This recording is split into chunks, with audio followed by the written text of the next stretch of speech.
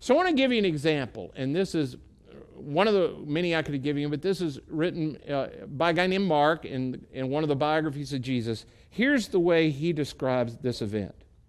Then Jesus left the vicinity of Tyre and went into Sidon, down to the Sea of Galilee, into the region of Decapolis. There some people brought to him a man who was deaf and who could hardly talk, and they begged Jesus to place his hand on him.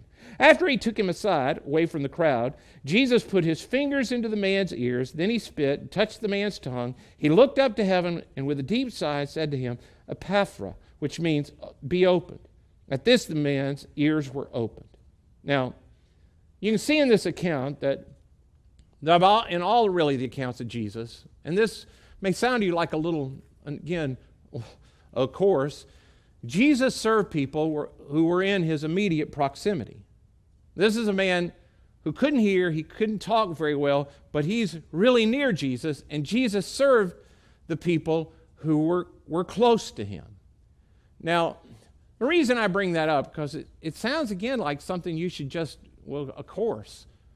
But here's what I've noticed about a lot of Christ followers. I've met a lot of people that are more than willing to serve people on the other side of town, the other side of our county, the other side of our country, the other side of our world. But they want to do something that feels like it's big, like it's important. It's almost like if I can't have a picture that I can post on the gram, or I can't have a place that I can post something, a long post to talk about what I'm doing, it's not really worth doing. But the thing Jesus called us to do was to love our neighbor. And when I say that to people about, hey, it's not just about serving people over there, it's about serving the people that are right around you, it's almost like I can see in their eyes, it's like, well, Ed, nobody ever felt a great purpose my great purpose can't be just to love my neighbor. But that's what Jesus said. That's where you start.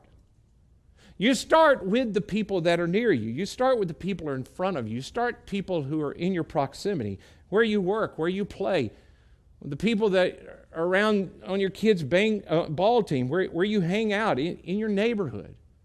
Those are the people that God is calling you to serve. See, I think we overlook the fact that God has placed you in a place for a reason, that you're here for a reason.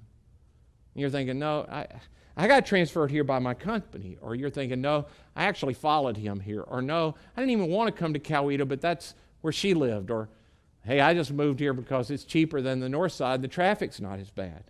No, I don't think that's the case. You might not have ever read this, but in the Bible, in a book called Acts, there's this statement. God made from one blood all nations who live on the earth. He set the times and the places where they should live. You may not have realized this, but God put you in that group. God put you at that workplace. God put you in that neighborhood. God certainly wants to use you to serve the people in your immediate proximity. That's where we begin.